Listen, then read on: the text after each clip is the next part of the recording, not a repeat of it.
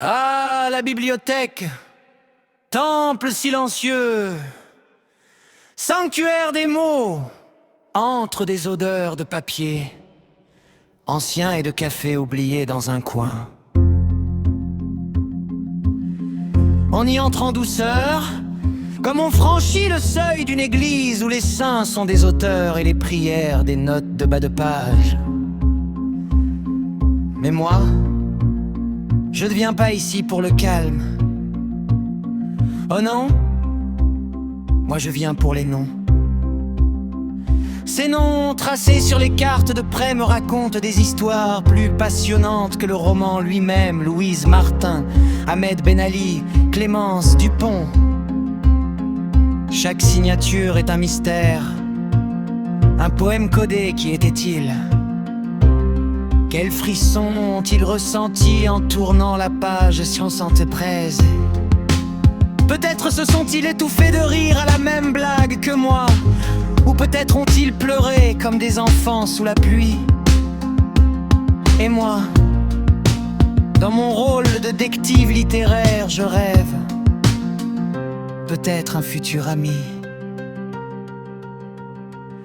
Ah, la douce ironie de la curiosité humaine. On achète des romans pour les histoires, mais souvent ce que l'on aime vraiment, ce sont les fantômes des lecteurs passés. On imagine Louise, thé fumant à la main, lisant ses lignes en soupirant. Ahmed, le front plissé, grattant sa barbe et notant mentalement chaque détail. Clémence, qui peut-être a glissé un post-it avec un mot d'amour ou une blague intérieure. Et moi, délireux, je les rejoins dans une chorégraphie invisible, un ballet silencieux de l'italienne qui se passe le témoin de l'ecaliosité. Et qu'il est délicieux de se perdre dans ces imaginaires. Je parcours les rayons, chaque livre un portail, chaque nom sur une carte un miroir. Parfois je me surprends à inventer des biographies absurdes. Louise Martin, astronaute à ses heures perdues, championne de Scrabble clandestine, amoureuse des hérissons et des comédies musicales italiennes. Et j'imagine Ahmed secrètement rédigeant un poème sur la lente agonie des chaussettes orphelines, pendant que Clémence planifie une révolte pacifique contre les marque-pages malins.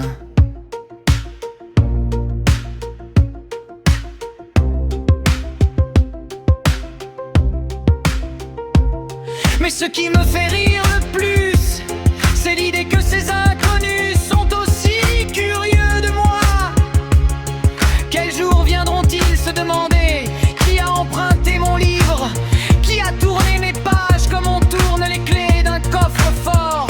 Et dans ce mystère partagé, nous formons une étrange communauté, tissée non pas de conversations, mais de gestes silencieux et de pages cornées. Alors je reste là, entre les étagères, sourire aux lèvres, riourme et d'aventures imaginaires des lecteurs d'avant moi. Je touche la tranche d'un livre et je murmure: merci, cher inconnu, d'avoir ouvert cette porte avant moi. J'espère être digne de ton fantôme.